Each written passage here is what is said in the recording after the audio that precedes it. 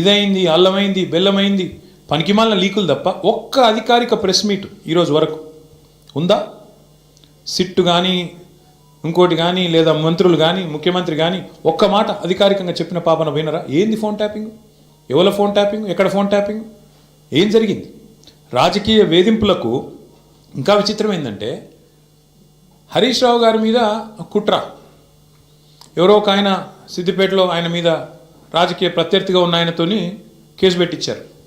పెట్టిస్తే హరీష్ రావు గారు న్యాయస్థానాన్ని ఆశ్రయించినారు, హైకోర్టు పోయినారు. హైకోర్టు కొట్టేసింది. కొట్టేస్తే ముఖ్యమంత్రి గారు ఆయన ఆరాటం ఎట్లాంటిదంటే హరీష్ రావు గారిని జైలుకు పంపాలని సుప్రీంకోర్టుకు పంపించినాడు ఈ కేసును. హైకోర్టు కొట్టిస్తే ప్రభుత్వ పైసలతోని ప్రభుత్వమే పెద్ద పెద్ద న్యాయవాదులు గంటకు ₹1,00,00,000 తీసుకునే న్యాయవాదులను పెట్టి ప్రజల పైసలతోని సుప్రీంకోర్టుకు పోయినాడు. సుప్రీంకోర్టు కూడా కొట్టేసింది. అయినా నీకు సిగ్గు రాలేదా? ఈ కేసులో ఏం లేదు, విచారణార్హం కాదు ఈ కేసు అని, ఈ ఫోన్ ట్యాపింగ్లో పసలేదు హరీష్ రావు గారి మీద అని చెప్పి సుప్రీంకోర్టు కొట్టేసినాక కూడా సుప్రీంకోర్టు కంటే కూడా నీ సిట్టు నీ చిట్టి పెద్దదా? అసలు ఏమైనా ఇంగితం ఉందా ఈ ముఖ్యమంత్రికి కానీ ప్రభుత్వానికి కానీ? వాళ్ళ బాధ అంతా ఒకటే. నిన్న ఉదయం హరీష్ రావు గారు డీటెయిల్డ్గా ప్రెస్ మీట్ పెట్టి రేవంత్ రెడ్డి బావమరిది కుంభకోణం బయటపెట్టిండు. రేవంత్ రెడ్డి బావమరిది బయట పెట్టే వరకు వెంటనే సాయంత్రం వరకు హరీష్ రావు గారికి నోటీసు. ఇది వాస్తవం, ఏం లేదు ఇంతకంటే. నిజంగానే హరీష్ రావు గారు నిన్న చెప్పింది తప్పైతే, నిన్న ఉదయం ప్రెస్ మీట్లో హరీష్ రావు గారు చెప్పింది అయితే సింగరేణి సంస్థను సంబంధిత అధికారులు బాధ్యులైన మంత్రి గారు లేదా ముఖ్యమంత్రి గారు ఈ పాటికి తప్పు వారు చెప్పింది ఇది వాస్తవం అని చెప్పాలి కదా. చెప్పారా? 24 గంటలు అయిపోయింది. ఎందుకు మాట్లాడట్లేదు? ఎందుకు ఒక్క స్పందన లేదు? ఎందుకు ఒక్కరంటే ఒక్కరు? కాంగ్రెస్ కుంభకోణాలు బయటపెట్టిన ప్రతిసారి ఇదే డైవర్షన్ గేమ్లు, ఇదే రకమైన డ్రామాలు వీళ్ళకి అలవాటుగా మారిపోయింది. సింగరేణి టెండర్లలో ఇవాళ నేను ఆధారాలతో సహా మీ ముందు బయటపెట్టబోతా ఉన్నా. స్పష్టంగా రేవంత్ రెడ్డి గారి బావమరిది కోసం ఆయనని కింగ్ పిన్గా చేసి, సృజన్ రెడ్డి అనే వ్యక్తిని కింగ్ పిన్గా చేసి ఆయన చుట్టూ ఇవాళ మొత్తం ఆ టెండర్లన్నీ రిగ్గింగ్ చేసి మొత్తానికి 9 టెండర్లు ఇప్పటికే పూర్తి చేసినారు. మీకు ఈ విషయంలో ఒక చిన్న అవగాహన ఉండాలి కాబట్టి ఒక చిన్న విషయం చెప్తాను. మేము గతంలో దాదాపు 10 ఏళ్ళు అధికారంలో ఉన్నాం. సింగరేణి సంస్థలో కేసీఆర్ గవర్నమెంట్ ఉన్నప్పుడు ఎన్నడూ రాజకీయ జోక్యం లేదు, ఎన్నడూ ఇట్లాంటి దిక్కుమాలిన కార్యక్రమాలు లేవు, ఈ పైసల లాలూచి లేదు. అందుకే నీట్గా కంపెనీ నడిచింది. వేలాది మంది కార్మికులకు అద్భుతమైన బోనస్లు ఇచ్చినాం, 30%, 35% బోనస్లు ఇచ్చినాం. సంస్థ బాగు కోసం ఆలోచించినాము, సంస్థను లాభాల్లో తీసుకొని పోయే ప్రయత్నం చేసినాం. వేల మంది కార్మికుల వాళ్ళని సంరక్షించడం, వాళ్ళకి ఇచ్చిన వాగ్దానాలు నెరవేర్చడమే లక్ష్యంగా మేము పనిచేసినాం. అందుకే ఆ రోజు సింగరేణి సంస్థలో ఏదైనా టెండర్ పిలిస్తే ఎస్టిమేటెడ్ వాల్యూ కంటే మైనస్లో పోయేది టెండర్. ఎస్టిమేటెడ్ వాల్యూ ₹100 అయితే -10, -20 అంటే కాంపిటీషన్ ఉండేది. కాంట్రాక్టర్లు ఒకరితోనొకరు పోటీపడి మైనస్లో బిడ్ చేసిన పరిస్థితి, దేశవ్యాప్తంగా కాంట్రాక్టర్లు పార్టిసిపేట్ చేసిన పరిస్థితి. వీళ్ళు సింగరేణిని ఒక బంగారు బాతులాగా చూసి దీనిలో ఎట్లా డబ్బులు సంపాదించాలని ఆలోచన చేసి ఒక కొత్త విధానం, ఒక కొత్త నిబంధన తీసుకొని వచ్చినారు. ఆ నిబంధన ఏందయ్యా అంటే, ఎందుకంటే సింగరేణి దక్షిణ భారతదేశంలోనే అతిపెద్ద కోల్ బ్లాక్, భారతదేశంలోనే అతిపెద్ద కోల్ బ్లాక్స్లో ఒకటి. అందుకే ఏం చేసినారు వీళ్ళు, చాలా ఆలోచన చేసి ఈ సృజన్ రెడ్డి అనేవాడు, ఆయనతో పాటు అక్కడ సింగరేణి సంబంధించిన అధికారులు, మరి భట్టి గారికి తెలిసి జరిగిందా తెలియక జరిగిందా, ముఖ్యమంత్రి గారికి అనుసరణలో జరిగిందా నాకు తెలియదు, కానీ ఈ సృజన్ రెడ్డి అనే వ్యక్తి మొత్తానికి ఒక కండిషన్ పెట్టించినాడు. ఏమని? ఖచ్చితంగా ఇప్పుడు ఉదాహరణకు మీరు తెలంగాణలో ఉన్నారు, ఎక్కడో జార్ఖండ్లో కోల్ బ్లాక్ ఉంది, మీకు కంపెనీ ఉంది, మీ కంపెనీకి అర్హతలు ఉన్నాయి, వాళ్ళు టెండర్ పిలిచారు, మీరు డైరెక్ట్గా ఆన్లైన్ టెండర్ వేయచ్చు. ఇవాళ రేపు మొత్తం ₹1,00,000 వరకు కూడా ఆన్లైన్ టెండరే కదా. ఇవాళ 1,00,000 దాటింది అంటే ఈ టెండర్, ఈ ప్రొక్యూర్మెంటు, ఈ టెండర్. అట్లాంటప్పుడు వేల కోట్లు, వందల కోట్లతో ముడిపడ్డ కోల్ బ్లాక్లలో వీళ్ళు ఎంత పనికిమాలిన నిబంధన పెట్టారంటే, మీరు బిడ్ చేయాలంటే, మీరు పార్టిసిపేట్ చేయాలంటే టెండర్లో మీరు ఇక్కడ బిడ్ వేయాలి అంటేనే మీరు సైటుకు స్వయంగా వచ్చి సైటు విజిట్ చేసినట్టు సర్టిఫికేట్ తీసుకోవాలి సింగరేణి దగ్గర అని పెట్టినారు. అంటే దీని ఉద్దేశం ఏంది? ప్రపంచంలో ఇప్పుడు ఆస్ట్రేలియా వాడు ఉంటాడు, అమెరికా వాడు ఉంటాడు, వాడు సింగరేణి బిడ్లో పార్టిసిపేట్ చేయాలంటే వాడు స్వయంగా రావాలా, వచ్చి సింగరేణి అధికారులను కాలు పట్టుకొని, వాళ్ళని వేలు పట్టుకొని బతిమలాడి ఆ సర్టిఫికేట్ తీసుకోవాలి, సైట్ విజిట్ చేసిన. వీళ్ళు ఏం చేస్తున్నారు? సైట్ విజిట్ రాగానే ఆ కంపెనీ పేరు, మేనేజింగ్ డైరెక్టర్ పేరు, CEO పేరు, ఫోన్ నంబరు అన్నీ రాసుకుంటున్నారు. రాసుకొని సుజన్ రెడ్డి స్వయంగా బెదిరిస్తున్నాడు ఫోన్ చేసి. నేను ముఖ్యమంత్రి బామ్మర్ది మాట్లాడుతున్నా, మీరు ఇందులో పాల్గొనొద్దు అని బెదిరిస్తున్నాడు. వినలేదనుకో, మేము వేస్తామా, మాకు సీనియారిటీ ఉందంటే వెంటనే ఏం చేస్తున్నారు, వాళ్ళకి సర్టిఫికేట్ ఇస్తలేరు. వాళ్ళు సైట్ విజిట్ చేసినట్టు కూడా సర్టిఫికేట్ ఇవ్వట్లేదు. తద్వారా వాళ్ళు పార్టిసిపేట్ చేయకుండానే ఎగరగొడతా ఉన్నారు. ఇది జరుగుతూ ఉంది సింగరేణి. ఇప్పుడు నైనీ కోల్ బ్లాక్ ఏదైతే నిన్న బట్టి విక్రమార్క గారు రద్దు చేశారో, ఆ రద్దు వెనుక ఉన్నది కూడా వాటాల పంచాయతీ మీకు తెలుసు. అట్లాగే ఈరోజు సింగరేణిలో జరుగుతున్నది కూడా అచ్చంగా ఇదే ఆధారంగా ఇదే పద్ధతుల్లో ఏం జరిగింది అంటే, ఇప్పుడు నేను చదివి వినిపిస్తాను, మీరు వినండి. ఇది కొత్తగా ప్రారంభమైంది కాదు. రేవంత్ రెడ్డి గారి గవర్నమెంట్ రాగానే కాంగ్రెస్ గవర్నమెంట్ రాగానే ఈ దోపిడీ స్టార్ట్ అయింది. ఎప్పుడు స్టార్ట్ అయింది? ఫిబ్రవరి 24 నుంచి స్టార్ట్ అయింది. ఫిబ్రవరి 20 రోజు ఎంక్వైరీ డేటు ఒక 385 కోట్లది టెండర్ పిలిచిండ్రు. అప్పుడు ఇంకా ఈ సైట్ విజిట్ పెట్టినట్టు లేరు, అందుకే అప్పుడు కూడా లెస్లనే పోయింది. తర్వాత ఇంకొక టెండర్ పిలిచిండ్రు మేలో, అది కూడా లెస్లనే పోయింది. Godavari Khani RGOC1, RGOCP3 mine, ఈ రెండు కూడా ఇంకా అప్పటికి దిక్కుమాలిన దందా మొదలు కాలేదు. ఆడికెళ్ళి మొదలైంది కథ. ఎప్పుడు 24కి వెళ్ళి 24 జూన్కి వెళ్ళి మొదలైంది. ఫస్ట్ టెండర్ ఎప్పుడు స్టార్ట్ అయిందంటే, విక్రమ్ రెడ్డి అన్నట్టు ఆయన కాంట్రాక్టరు, తర్వాత సృజన్ రెడ్డి, దీక్షిత్ రావు, జి వెంకటేశ్వర్ రెడ్డి, తర్వాత CH సుశాంత్, సుధీర్ హీరాలాల్ ధోలు, వీళ్ళందరూ కలిసి రింగ్ అయ్యి మొత్తానికి ఇప్పటికీ 7 టెండర్లు అన్నీ కూడా ఎక్సెస్ బేసిస్లో ఇదే సైట్ విజిట్ సర్టిఫికేషన్ అనే అడ్డమైన నిబంధన పట్టుకొని, అంటే కాంట్రాక్టర్ సైట్కు రావాలి, వస్తేనే సింగరేణి సర్టిఫికేట్ ఇస్తుంది. తప్పన కాంట్రాక్టర్ నేను బిడ్ వేస్తా అంటే సర్టిఫికేట్ ఇయ్యదు. సృజన్ రెడ్డి ఫోన్కు ఆయన బెదిరింపులకు లొంగకపోతే వినకుండా ఎక్సెస్ ఇప్పటికీ గతంలో -10, -22లో పోయిన టెండర్లు ఇవాళ డైరెక్ట్గా సృజన్ రెడ్డి కంపెనీకి 207 కోట్ల కాంట్రాక్టు +12%కి వచ్చింది. శోధా కన్స్ట్రక్షన్స్ అనే కంపెనీ సృజన్ రెడ్డిది, అలా భార్య పేరు ఉంటుంది అందులో. ఇది వాస్తవమా కాదా దయచేసి మీరు తెలుసుకోండి, కాపీ కూడా మీ అందరికీ ఇస్తాను, మీరు కూడా తెలుసుకోవచ్చు. అట్లాగే వీళ్ళందరూ ఇప్పుడు GVR, CH సుశాంత్, దీక్షిత్, అంతా ఒక రింగు ముఠా ఇది. ఈ ముఠాకి నాయకుడు సృజన్ రెడ్డి, రేవంత్ రెడ్డి బావమరిది, వీళ్ళందరూ కలిసి వేసిన రింగు టెండర్లు. ఇది నిన్న హరీష్ రావు గారు బయట పెట్టిండు. ఏమన్నాడు హరీష్ రావు గారు నిన్న? 9 ఒక్కటే రద్దు చేస్తే సరిపోదు బట్టి గారు, మరి నీకు తెలియకుండా జరుగుతున్నాయి ఇవన్నీ, ఇవి కూడా రద్దు చేస్తావా లేదా అన్నాడు. దాంతోనేంది ప్రభుత్వం ఉలిక్కిపడ్డది. ఓహో, మా దొంగతనం బయటపడుతుంది కాబట్టి ఏం చేయాలి? హరీష్ రావుకు నోటీసు. నేను సాయంత్రం నోటీసు, పొద్దున ఎంక్వైరీ. ఇది మొదటిసారి కాదు. 1000 కోట్లకు పైగా సివిల్ సప్లై స్కామ్ జరిగిందని బయట పెట్టంగానే అప్పుడు ఇట్లనే డైవర్షన్. మూసీలు 1.5 కోట్ల కుంభకోణం బయట పెట్టంగానే అప్పుడు ఇట్లే డైవర్షన్. కొడంగల్లో అల్లుడు గారి ఆమ్యామ్య లగచర్ల భూములు కొట్టేస్తున్నాడు అల్లుడు గారి కోసం, ఆయన మ్యాక్స్ బిఎన్ అనే ఫార్మా కంపెనీ కోసం అనగానే అప్పుడు ఇట్లనే మా నరేందర్ రెడ్డిని తీసుకుపోయి 37 రోజులు జైల్లో పెట్టిండ్రు. ఆయనతో పాటు రైతులను జైల్లో పెట్టిండ్రు. తర్వాత విద్యుత్ కుంభకోణం, కాళేశ్వరం కమిషను, ఫోన్ ట్యాపింగు, గొర్రెల సాము, ఫార్ములా ఈ, మన్ను మశానం అని ఫోన్ ట్యాప్, మొత్తానికి 2 ఇయర్స్ టైంపాస్ వ్యవహారం తప్ప ఒక్కటంటే ఒక్కటి ఈరోజు వరకు రుజువు చేసింది లేదు, పీకింది లేదు. అయినా ఇంకోటి వీళ్ళు మర్చిపోతున్నారు. హరీష్ రావు గారు అంటే ఎవరు? హరీష్ రావు గారు మీ మొత్తం క్యాబినెట్నే అసెంబ్లీలోనే ఫుట్బాల్ ఆడుకున్నాడు కదా. మీకు సబ్జెక్ట్ రాదు, మీకు తెలియదు, పీకది. ఆయనతోనే అసెంబ్లీలోనే అందరి ముంగట్నే తిట్లు పడ్డారు మీరు. 8 మంది మంత్రులు దెబ్బలు పడ్డారు మీరు. అట్లాంటి ఆయన ఇవ్వాలన్నట ఓ 5-6 పోలీస్ అధికారుల మీద కూర్చోబెడితే ఏం ఫరక పడుతుంది? మీ మంత్రులనే ఫుట్బాల్ ఆడిండు, ఈ పోలీస్ అధికారులు ఎంత అంటే నాకు అర్థం కాదు. చేయని తప్పుకు ఏదో పనికి మళ్ళీ కేసు పెట్టి ఇబ్బంది పెడతాం అనుకుంటే భయపడతామా? ఎవరు భయపడతారు? ఎందుకు భయపడతాము? అయినా సాక్షాత్తు సుప్రీంకోర్టు చెప్పింది కదా, ఫోన్ ట్యాపింగ్ కేసులో పసలేదు, ఏదో పనికి మాలిన కేసుని కొట్టేస్తే సిగ్గులేదా రేవంత్ రెడ్డి? బుద్ధి జ్ఞానం ఉందా అసలు నీకు? ఇట్లా చేయొచ్చునా? ప్రభుత్వం నడపవయ్యా అంటే నీకు ఏమి చెప్పొచ్చినావు అధికారులకు? నువ్వు 6 గ్యారంటీలు అంటివి, తులం బంగారం ఇస్తా అంటివి, 4000 పెన్షన్లు ఇస్తా అంటివి, మహిళలకు 2,500 అంటివి, 26 నెలలు అయిపోయాయి. అది చెప్పే ముఖం లేదు, అది చెప్పే తెలివి లేదు. అందుకే కవర్ ఏం చేయాలి? ఇట్లనే మీడియాను మేనేజ్ చేసుకోవాలి, మీడియా వాళ్ళ ఇళ్ళకు న్యూ ఇయర్స్కు కాలు మొక్కాలి, వాళ్ళను ప్రసన్నం చేసుకోవాలి, అడ్డమైన రాతలు వాళ్ళతో రాయించుకోవాలి.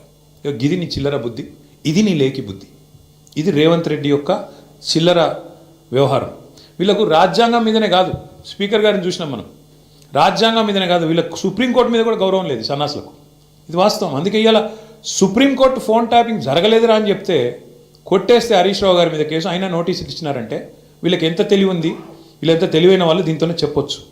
ఇంకొక మాట కూడా నేను చెప్తా ఉన్నా ఇవాళ రేవంత్ రెడ్డికి, ఇంకో 1000 సిట్లు వేసుకో, ఏం చేసుకుంటావో చేసుకో, మా నాయకులందరికీ నోటీసులు ఇచ్చుకో, ఏమన్నా చేసుకో, భయపడం. బీఆర్ఎస్ తెలంగాణ ప్రజల గుండె చప్పుడు, తెలంగాణ ప్రజల గొంతు బీఆర్ఎస్, తెలంగాణ ప్రజల బలం గలం, తెలంగాణ దళం కేసీఆర్ బృందం బీఆర్ఎస్. మేము ఎవ్వరికి భయపడం, బరాబర్ కొట్లాడతాం. నీ కాంగ్రెస్ పార్టీని, నీ ప్రభుత్వాన్ని అంతు చూసేదాకా ప్రజల తరపున నిలదీస్తూనే ఉంటాం. నువ్వు ఎన్ని విచారణలనే చేసుకో, ఎన్ని రకాలుగా మా వాళ్ళని వేధిస్తున్నావు ఈ వేదిక మీద కూర్చున్న వాళ్ళందరికీ తెలుసు. అందరికీ ఏదో రకంగా వేధింపులు, రకరకాలుగా చిల్లర పనులు చేస్తూనే ఉన్నారు. ఇంకా ఇప్పుడు ఈ అందానికి ఇప్పుడే చూసిన ఇక్కడికి వచ్చేటప్పుడు కేసీఆర్ గారికి నోటీస్ ఇస్తారట. ఏది ఈ లొటపీస్ కేసులో ఇచ్చుకో, ఏం చేసుకుంటావో చేసుకో, ఏం భయపడం. ఏం చేసుకుంటావో, ఎన్ని అడ్డమైన స్టోరీలు నడిపించుకుంటావో, ఎన్ని కథనాలు వడ్డించి వారుస్తావో వార్చు, ఏం భయపడం. అన్నీ ఎదుర్కొంటాం. దేశంలో ఇంకా న్యాయం ధర్మం ఉంది, న్యాయస్థానాలు ఉన్నాయి, వాటి మీద మాకు గౌరవం ఉంది. తప్పకుండా నీలాంటి దుర్మార్గులతో ఎట్లా కొట్లాడాలో అట్లా కొట్లాడతాం. కానీ ఇక్కడ ఈ మొత్తం కేసులో ప్రధాన దోషి ఇవాళ ముఖ్యమంత్రి బావమరిది. మొత్తం ఈ కోల్ కుంభకోణంలో, సింగరేణి కుంభకోణంలో ప్రధాన ముద్దాయి సింగరేణిలో ఇవాళ మొత్తం king pin, ring master Srujan Reddy అని ముఖ్యమంత్రి బావమరిది. ఇదివరకు అమృత్ స్కామ్లో కూడా ఈ ముద్దాయే భాగస్వామి, ఇప్పుడు కూడా ఇంక సింగరేణిలో కూడా ఆయనే ఉన్నాడు. నేను సూటిగా కిషన్ రెడ్డి గారిని, భారతీయ జనతా పార్టీని అడుగుతా ఉన్నా, మీకు నిజంగానే ఈ పాపంలో, ఈ దొంగతనంలో మీకు వాటా లేకపోతే, ఈ దొంగతనంలో మీరు భాగస్వాములు కాకపోతే మీరెందుకు స్పందిస్తలేరు? సింగరేణి అంటేనే ప్రభుత్వ రంగ సంస్థ, 51% రాష్ట్ర ప్రభుత్వానిది, 49% కేంద్ర ప్రభుత్వానికి వాటా. మరి మీకు ఇలా వాటా లేదా? మీరు ఏ రకంగా ఇట్లా ఓపెన్గా మొత్తం భారతదేశంలో ఎక్కడన్నా ఎక్సెస్ టెండర్లు అవుతున్నాయండి? కోల్ బ్లాక్స్లో ఎక్కడన్నా, కోల్ ఇండియా ఆధ్వర్యంలో జరుగుతున్న ఎక్కడన్నా టెండర్లలో 7%, 12% ఎక్సెస్ పోతున్నాయా? మరి ఎక్కడ లేని సింగరేణిలో పోతున్నాయంటే, ఎక్కడ లేని సర్టిఫికేట్, విజిట్ సైటేషన్ సర్టిఫికేట్ అనేది సింగరేణిలో పెట్టిరంటే, ఇవన్నీ చూస్తూ కూడా coal minister, central cabinet minister Kishan Reddy గారు నిర్లిప్తంగా ఉన్నారు, మౌనంగా ఉన్నారంటే ఏమనుకోవాలి మేము? ఈయనకు కూడా ఇందులో వాటాలు ముడుతున్నాయనా, ఇద్దరు కలిసి పంచుకుంటున్నారనా, ఏమనుకోవాలి? అందుకే మేము డిమాండ్ చేస్తూ ఉన్నాం, సిట్టింగ్ సుప్రీంకోర్టు జడ్జితో కానీ, సిట్టింగ్ హైకోర్టు జడ్జితో కానీ వెంటనే ఒక కమిషన్ వేయండి, విచారణకు ఆదేశించండి అని చెప్పి coal minister, cabinet minister Kishan Reddy గారిని మేము డిమాండ్ చేస్తూ ఉన్నాం.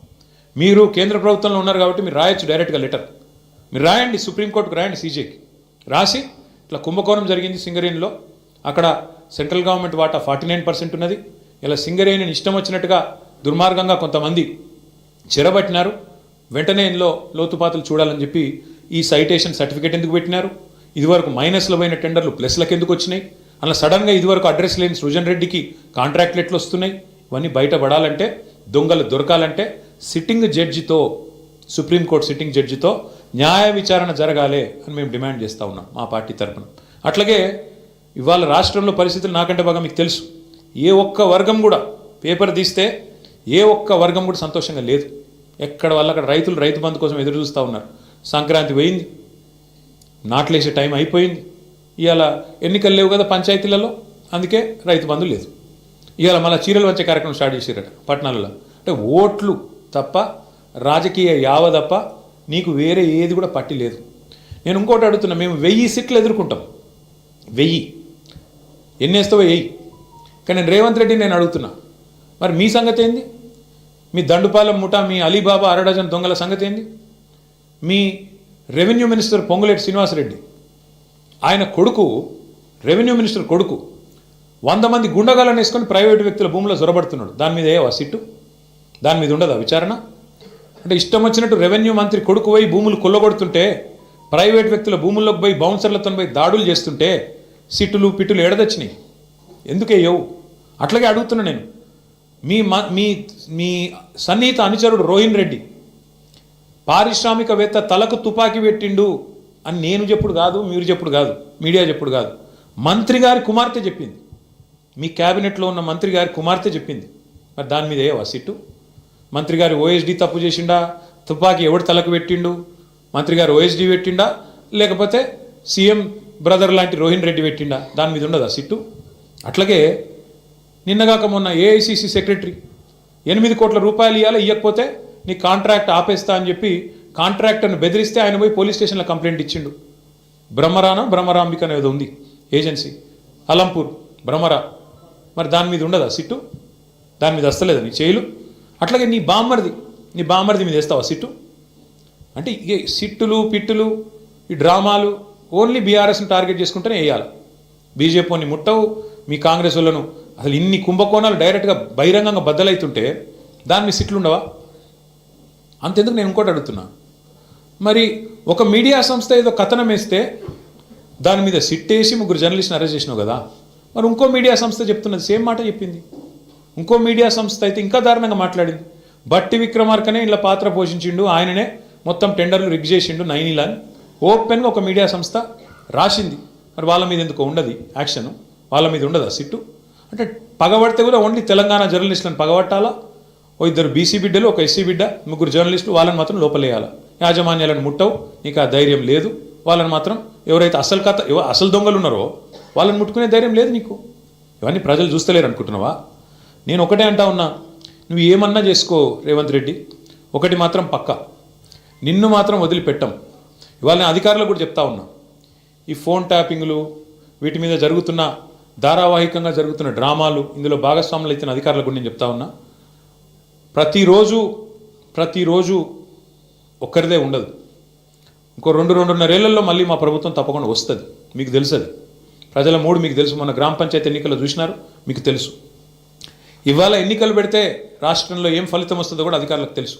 నేను వారికి చెప్తా ఉన్నా, మేమెన్నడూ గత 10 ఏళ్లలో ఇట్లా అధికారాన్ని దుర్వినియోగం చేయలేదు, ఎక్కడ చేయలేదు. ముఖ్యంగా పోలీస్ వ్యవస్థను ఇంత అడ్డంగా దుర్వినియోగం చేసేది మీరు బలవుతారు. రేవంత్ రెడ్డి రాజకీయ క్రీడలో మీరు బలవుతారు.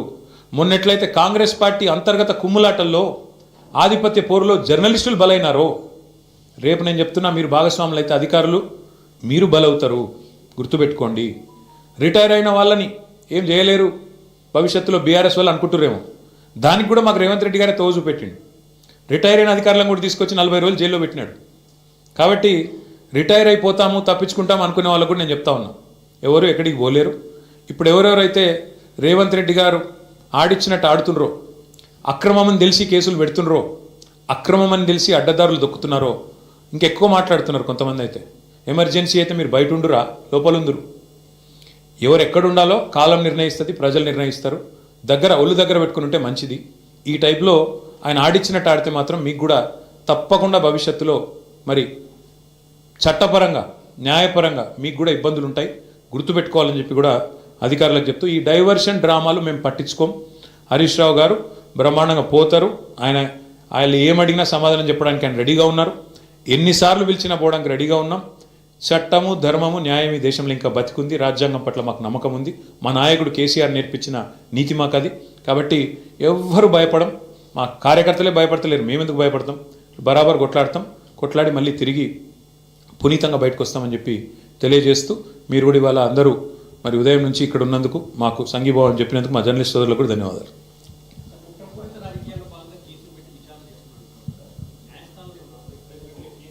ఇప్పుడు న్యాయస్థానాల్లో ఆల్రెడీ కాళేశ్వరం విషయంలో ఆశ్రయించాము. కాళేశ్వరంలో ఆల్రెడీ విచారణ జరుగుతోంది. ఫోన్ ట్యాపింగ్లో కూడా already the matter is sub judice. వాస్తవానికి సుప్రీంకోర్టులో వ్యవహారం నడుస్తూనే ఉంది. ఆల్రెడీ హరీష్ రావు గారికి సుప్రీంకోర్టు కొట్టేసింది, క్లీన్ చిట్ ఇచ్చింది.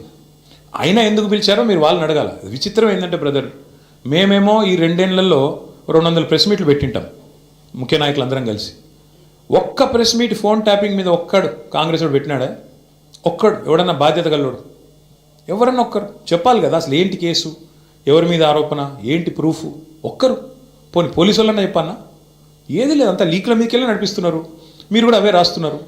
ఆ లీక్ ఇచ్చుడు, మీరు అదేదో పెద్ద అదే గాస్పెల్, అదేదో భగవద్గీత అన్నట్టు మీరు రాసుడు, దాన్ని మళ్ళీ పెద్ద తెల్లరి తాటికాయంత అక్షరాలతో రాసుడు.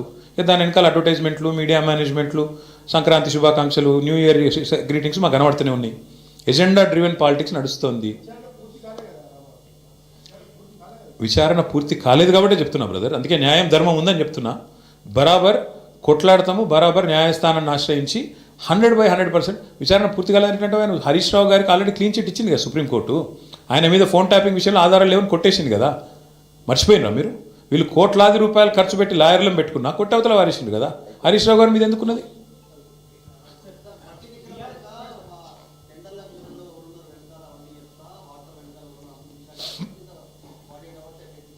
నా పేరు KT Ramarao. You're asking the wrong person. ఏమవుతుంది అన్నది లేదు. దొంగలు కలిసి ఉళ్ళు పంచుకుంటున్నారు. ఒక ఆయన మిస్టర్ 20%, ఒక ఆయన బ్యాగ్ మ్యాన్. 2 బ్యాగులు పంపిండేమో. ఏముంటుంది అలా దాచిపెట్టేది ఏముంది? ఇలా పెద్ద తెలివని ముచ్చటేముంది? బ్యాగులు పంచుకొని పదవులు కాపాడుకునే బ్యాచ్ అది, దండుపాలెం బ్యాచ్. ఒక ఆయన 20%, ఒక ఆయన 30%. ఏమున్నది? ఈ దేశంలో అందరికీ తెలుసు బ్రదర్, కాంగ్రెస్ అంటేనే స్కామ్ గ్రేస్. వాళ్ళు చేసే దుర్మార్గ పనుల నుంచి, వాళ్ళ కమిషన్లు, వాళ్ళ దందాల నుంచి దృష్టి మరల్చేందుకే ఇక మా మీద వేసే ఈ ఎంక్వైరీలు, కమిషన్లు. అది కథ.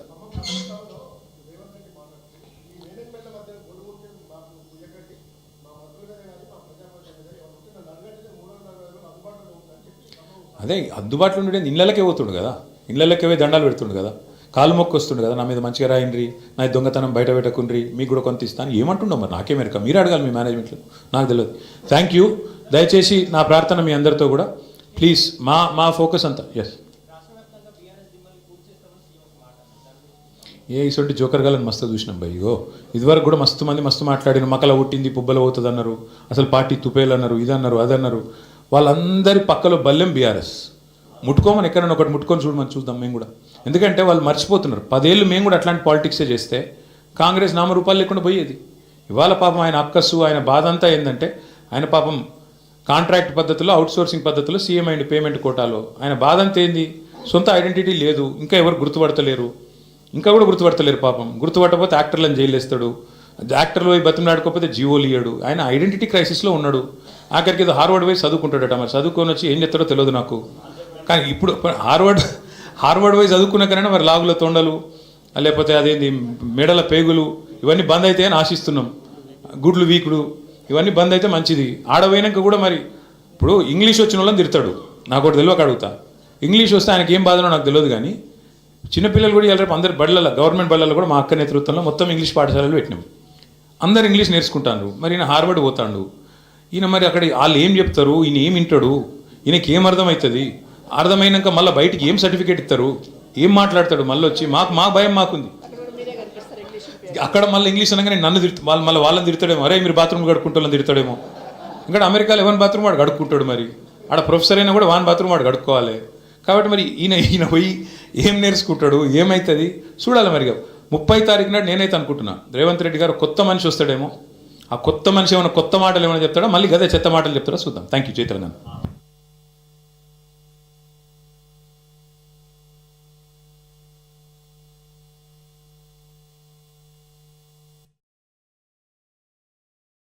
ఈ పాపంలో, ఈ దొంగతనంలో మీకు వాటా లేకపోతే, ఈ దొంగతనంలో మీరు భాగస్వాములు కాకపోతే మీరెందుకు స్పందిస్తలేరు? సింగరేణి అంటేనే ప్రభుత్వ రంగ సంస్థ. 51% రాష్ట్ర ప్రభుత్వానిది, 49% కేంద్ర ప్రభుత్వానికి వాటా.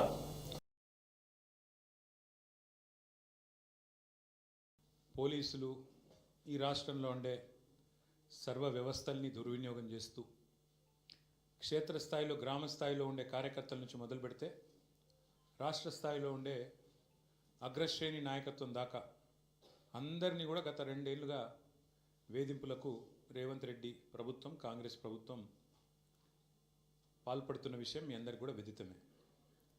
ఆ పరంపరలో భాగంగానే ఇవాళ పెద్దలు మాజీ మంత్రివర్యులు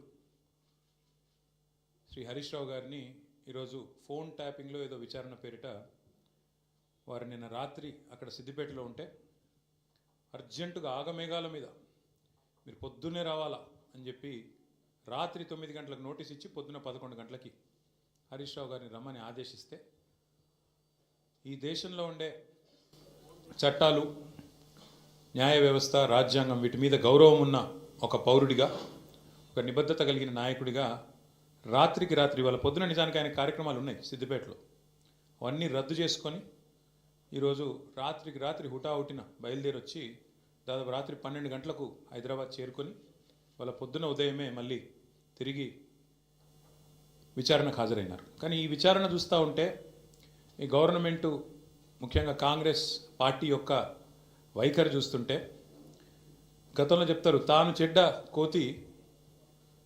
కోతి వనమంతా జరిపిందంట. అట్లాగా రేవంత్ రెడ్డి గారు ఆయన గతంలో దరిద్రపు పనులు చేసిండు కాబట్టి, దొంగ పనులు చేసి దొరికిపోయిండు కాబట్టి, డబ్బు సంచులతో దొరికిన దొంగ కాబట్టి అందరు కూడా అదే బుద్ధులు ఉంటాయి అనుకునే ఒక పద్ధతుల్లో ఆయన వ్యవహారం కనబడతా ఉంది. ఆయన కంటిన బురద అందరికి అంటాలని చెప్పి ఆయన పాపం తాపత్రయపడుతున్నాడు, తహతహలాడుతూ ఉన్నాడు. ఒకటి రేవంత్ రెడ్డి గారికి చెప్తా ఉన్నా, ఇవాళ జరుగుతున్నది